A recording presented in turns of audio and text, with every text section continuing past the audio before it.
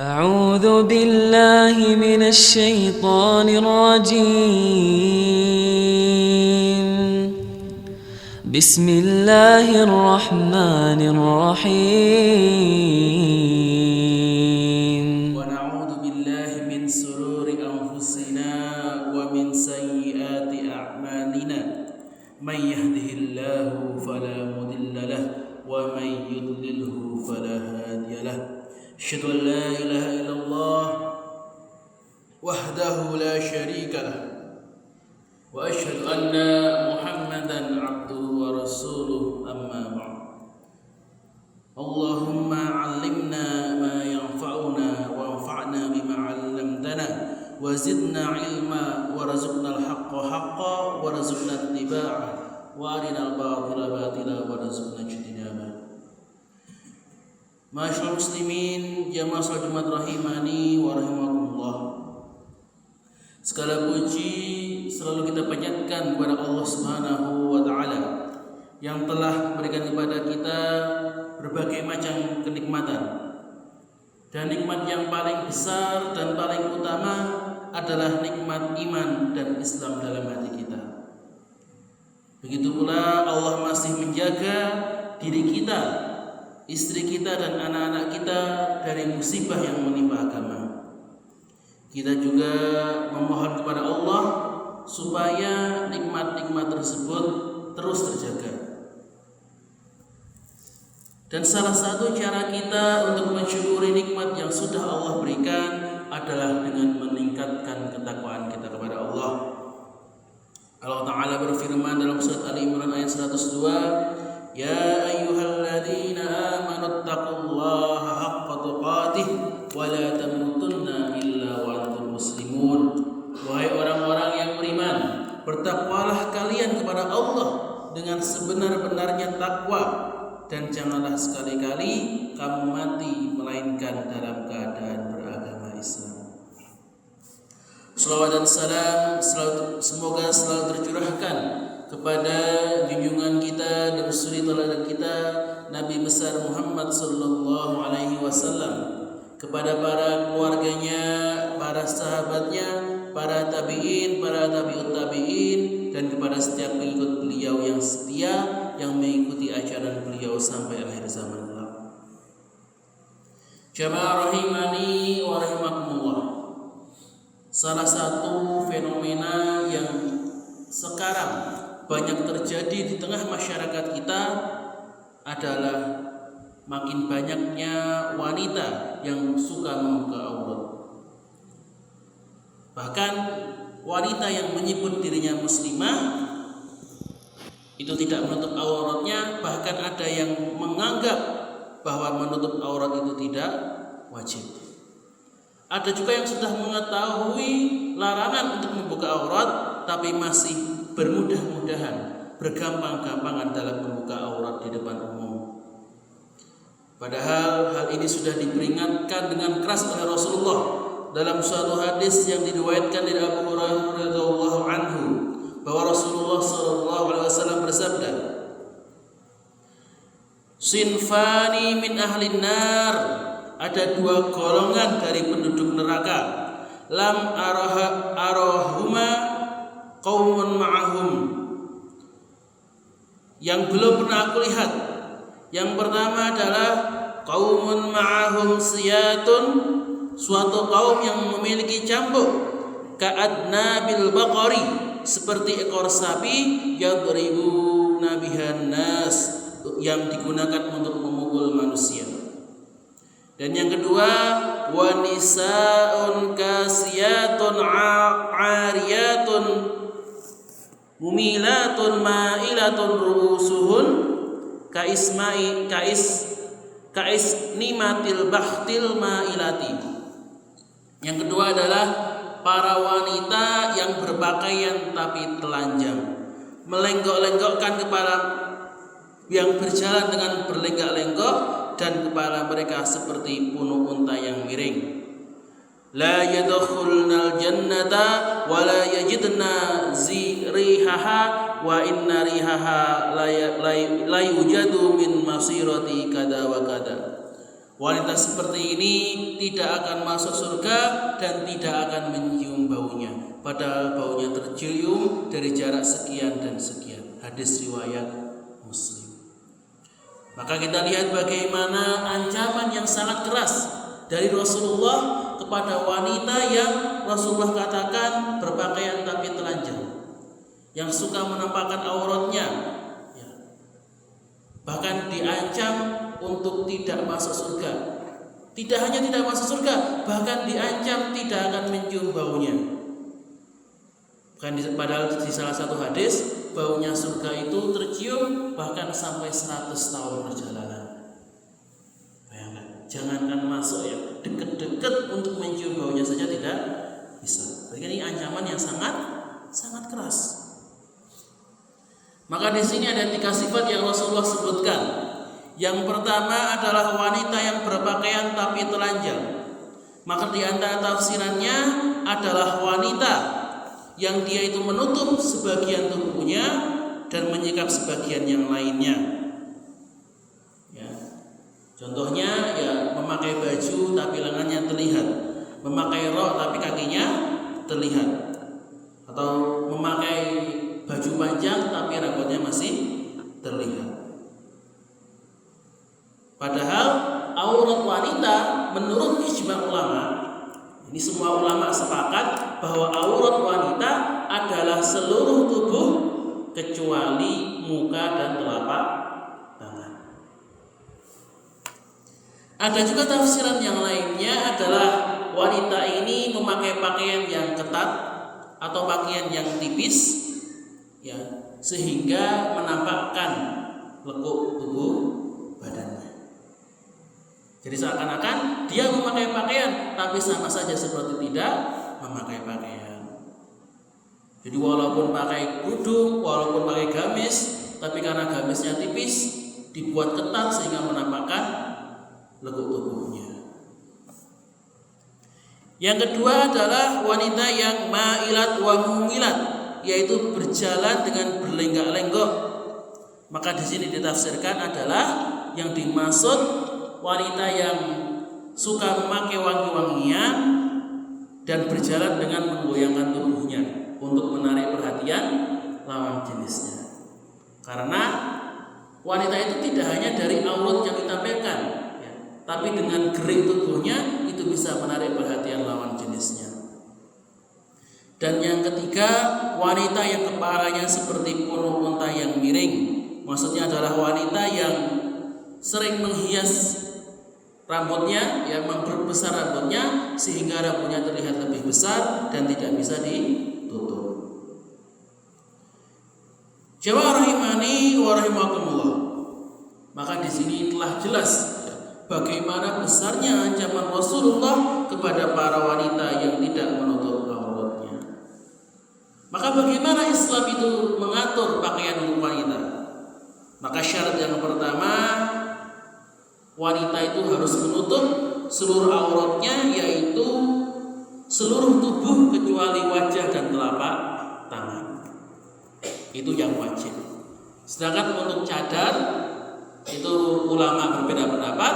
Ada yang berpendapat sunnah, ada yang berpendapat mubah. Tapi yang wajib adalah selain muka dan telapak tangan. Dan yang kemudian yang kedua, pakaian itu bukan untuk berhias diri, bukan untuk pamer, bukan untuk agar terlihat cantik dan menarik lawan jenisnya. Allah Ta'ala berfirman, wa qurna fi buyutikunna wa la tabarrujna tabarrujal jahiliyatil ula.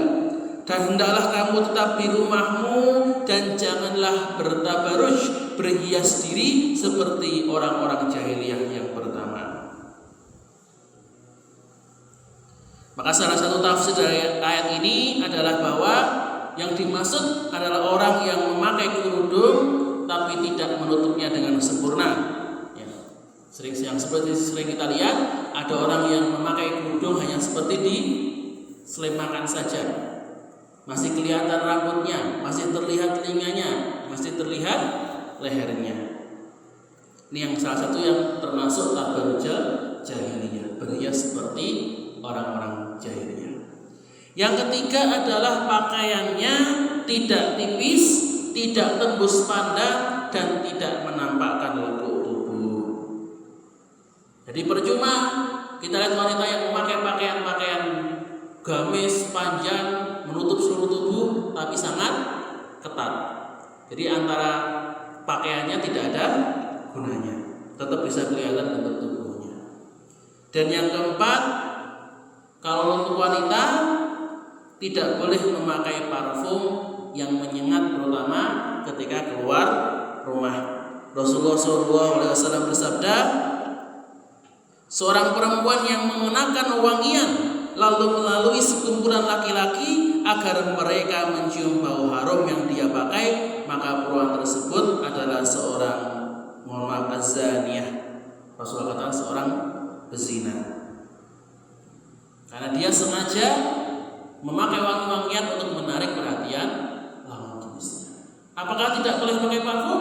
Silahkan pakai parfum, tapi pakai di rumah sendiri untuk menyenangkan hati suaminya. Bukan malah kalau keluar pakai parfum, kalau di rumah bau keringat. Kemudian yang kelima, tidak boleh menyerupai pakaian pria atau pakaian non muslim. Rasulullah SAW bersabda bahwa Allah melaknat laki-laki yang menyerupai wanita dan wanita yang menyerupai laki-laki. Jadi tidak boleh. Apakah berarti wanita tidak boleh pakai celana? Ya tidak apa-apa, selama celananya memang celana khusus untuk wanita, bukan memakai pakaian-pakaian laki, misalnya pakai hem, pakai celana laki-laki, pakai sabuk yang untuk laki-laki, boten barang. Sama sebenarnya untuk pria juga nggak boleh pakai pakaian wanita. Pria mau pakai daster, pakai gamis, pakai kerudung, nggak boleh. Walaupun hanya untuk sekedar bercanda, untuk lelucon, untuk bikin konten, tetap tidak boleh. Dan juga tidak boleh memakai pakaian non muslim, maksudnya pakaian yang menjadi ciri khasnya orang kafir. Contohnya kalau orang Kristen kan berarti pakaian pendeta misalnya, atau pakaian suster. Kalau orang Hindu ya pakaian rabinya, ya pendeta-pendetanya, pakaian untuk ibadahnya, maka seperti itu tidak diperbolehkan. Dan yang keenam, tidak berlebihan, baik terlalu mewah atau terlalu jelek. Terlalu mewah ya misalnya kita pakai pakaian-pakaian yang muncul di fashion ya, yang sangat berlebihan, hiasannya itu seperti menara apa, ada hiasan burungnya, ada sayap-sayapnya segala macam, itu tidak boleh karena terlalu mencolok. Termasuk terlalu jelek juga tidak boleh, memakai pakaian sampai semuanya tambal-tambalan, kucil, hitam, nggak pernah dicuci, sampai kelihatan, benar-benar kelihatan jeleknya, itu juga tidak diperbolehkan. Atau pakaian sudah tinggal kain-kain, potongan kain sudah sobek di mana-mana, belum diperbaiki, nah, itu juga tidak diperbolehkan. Jamaah rahimani wa rahimakumullah. Maka itulah ya beberapa syarat yang harus dipenuhi ketika seorang wanita itu keluar dari rumahnya untuk berjalan, untuk berkegiatan dan yang sebagainya. Maka khatib mengingatkan kepada diri khatib pribadi dan kepada bapak-bapak yang ada di sini bahwa jangan biarkan keluarga kita, terutama istri kita, anak perempuan kita, saudara perempuan kita untuk membuka aurat. Ingatlah sebuah hadis yang disampaikan oleh Ibnu Umar radhiyallahu anhu bahwa Nabi sallallahu alaihi wasallam bersabda, "Salasatun qad harramallahu alaihimul jannah." Ada 3 orang yang Allah haramkan masuk surga. Siapa saja? Mudminul khamri, orang yang candu dengan khamr, suka mabuk-mabukan. Wal'aku, dan orang yang durhaka kepada orang tuanya. Waddayus alladhi yukirru fi ahlihil khubs, dan dayus, Apa itu dayus? Yaitu orang yang tidak memiliki sifat cemburu yang menyentuhi perkara keji kepada keluarganya. Yaitu yang disebut dengan dayus ini adalah lelaki yang tidak bisa memimpin keluarganya. Dia biarkan istrinya dan anak perempuannya untuk berbuat keburukan. Dia biarkan mereka untuk membuka aurat, menarik lawan jenis untuk berbuat zina, untuk bergaul dengan lawan jenisnya. Itu dia biarkan semuanya. Contohnya, dia merelakan anggota keluarganya itu tidak menutup aurat, bahkan memakai pakaian pendek, pakaian ketat. Orang bilang you can see, you can see my leg. Sehingga laki-laki di luar itu bisa melihat mereka dengan nafsu mereka, entah apa yang mereka pikirkan, entah apa yang mereka bayangkan. Atau suami yang tidak peduli kalau istrinya itu berada di luar rumah. Kalau keluar itu mesti dandan, pakai make up, pakai wangi-wangian, pakai perhiasan, berusaha menarik perhatian orang-orang di luar. Tapi kalau di rumah, cuek saja. Daster ya daster, make upan nggak pernah, rambut baru seperti baru bangun tidur. Maka hati-hatilah, jangan sampai menjadi laki-laki yang seperti ini, yang membiarkan keluarganya terjatuh ke dalam kesesatan. Karena laki-laki yang sejati, suami yang sejati, ayah yang sejati adalah yang difirmankan Allah dalam surat At-Tahrim ayat 6. Ya ayyuhalladzina amanu, wahai orang-orang yang beriman, qu anfusakum wa ahlikum nar. Jagalah diri kalian dan keluarga kalian dari api neraka. Jadi kita tidak hanya memastikan diri kita berbuat baik, diri kita selamat, tapi kita juga punya kewajiban untuk memastikan keluarga kita, memastikan istri dan anak-anak kita, memastikan saudara perempuan kita, juga ibu-ibu kita, untuk tidak tersesat dari jalan Islam, untuk tetap berada di atas kebenaran, sehingga mereka bisa terhindar dari api neraka. Ma'asyiral mu'minin rahimani wa rahimakumullah. Maka semoga Allah menyelamatkan diri kita dan keluarga kita dari api neraka. Dan semoga Allah memberikan hidayah kepada istri dan anak perempuan kita, sehingga mereka dapat dibimbing, dapat dibina, dapat diajak untuk memiliki akhlak yang luhur, dan dapat menutup aurat mereka sehingga tidak menarik lawan jenis yang di luarnya. Dan semoga kita dijauhkan dari sifat dayus, kehilangan rasa cemburu kita, dan dari hal-hal yang dapat mengantarkan kita kepada zina. Demikianlah khutbah Jumat kali ini.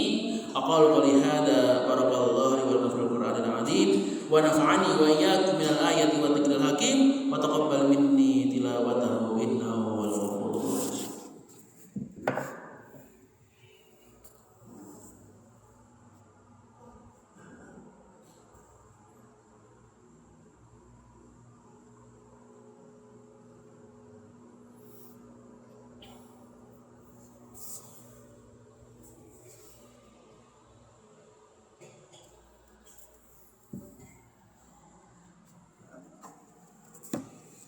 Alhamdulillah wa kafa wa usalli wa usallimu ala rasulihil mustafa wa ala alihi wa ala ashabihi wa sallam. Asyhadu an la ilaha illallah wahdahu la syarika lah wa asyhadu anna Muhammadan abduhu wa rasuluhu amma ba'd. Fa ya ayyuhal muslimun, usikum wa nafsi bi taqwallah wa alamu anna Allaha amarakum bi amrin 'adzim, amarakum bis salati was salami ala rasulihil karim. وقال الله تعالى في القرآن العظيم أعوذ بالله من الشيطان الرجيم إن الله ملائكته يصلون على النبي يا أيها الذين آمنوا صلوا عليه وسلموا تسليما اللهم صل على محمد وعلى آل محمد كما صليت على إبراهيم وعلى آل إبراهيم إنك حميد مجيد اللهم اغفر للمسلمين والمسلمات والمؤمنين والمؤمنات الأحياء منهم والأموات إنك سميع قريب مجيب الدعوات يا قاضي الحاجات اللهم انصر المستضعفين من المؤمنين والمسلمين في فلسطين وفي السودان وفي صوماليا وفي كل مكان وكن لهم وليا ونصيرا ومعينا وظهيرا اللهم انصر المجاهدين في سبيلك وألف بين قلوبهم ووحد صفوفهم ووفهم لاتباع كتابك وسنة نبيك ويسر لهم أسباب النصر وفتح البيت المقدس وإقامة شريعتك اللهم أعز الإسلام والمسلمين وأذل الشرك والمشركين ودمر أعداء الدين ربنا لا تزغ قلوبنا بعد إذ هديتنا وهب لنا من لدنك رحمة إنك أنت الوهاب ربنا هب لنا من أزواجنا وذريتنا قرة أعين واجعلنا للمتقين إماما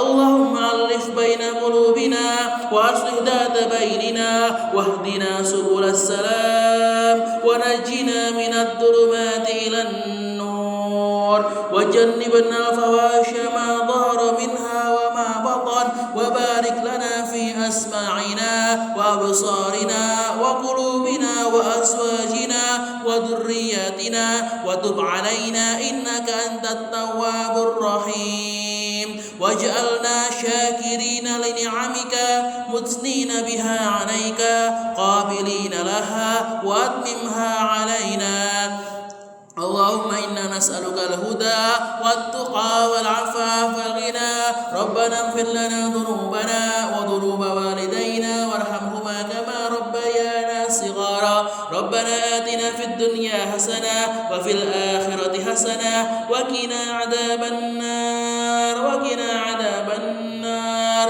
وقنا عذاب النار سبحان ربك رب العزة عما يصفون وسلام على المرسلين والحمد لله رب العالمين آمين آمين يا رب العالمين عباد الله إن الله يأمر بالعدل والإحسان وإيتاء ذي القربى وينهى عن الفحشاء والمنكر والبغي يعظكم لعلكم تذكرون فاذكروا الله العظيم يذكركم ولا تكفرون سبحان ربك رب العزة عما يصفون وسلام على المرسلين والحمد لله رب العالمين